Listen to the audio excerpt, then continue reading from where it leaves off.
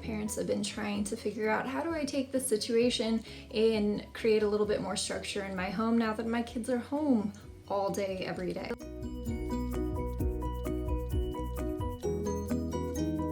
How to set up schedules. Sometimes they can be a little bit overwhelming and they shouldn't be. So I will start with my top 3 tips.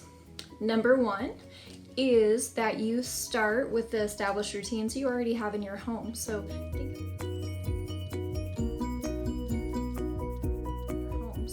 think about the things you already do, whether that's bedtime routine, morning routine, meal routine. There are routines we have already established. So that is going to be kind of the backbone of our schedule once we get up and running. The second thing is looking at what type of schedule would be most beneficial for my child. So we have visual schedules for children who are more concrete.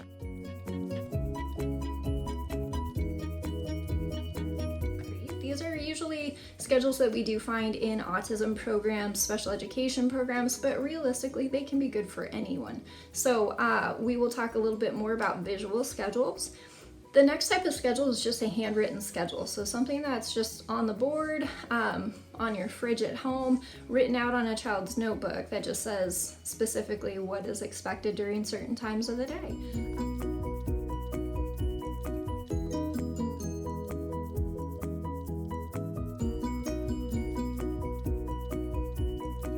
This is a great thing for our older students and students who are learning to be a little bit more independent, so they can kind of check off, hey, I finished this activity. So that is another one. The last one is using technology.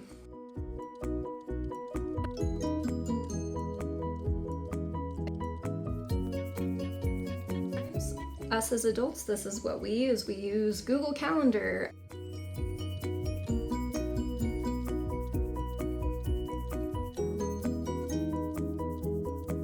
When we begin with schedules, we want to keep them simple. We do not want it to become overwhelming and a burden for us to implement at home. So always start simple. So look back at what are the routines that are already established in your home. Take those routines and fit them into a schedule. Don't try to fill a schedule. I've seen so many schedules on social media right now, and looking at them makes me stressed out. So start simple. Start with the things you know.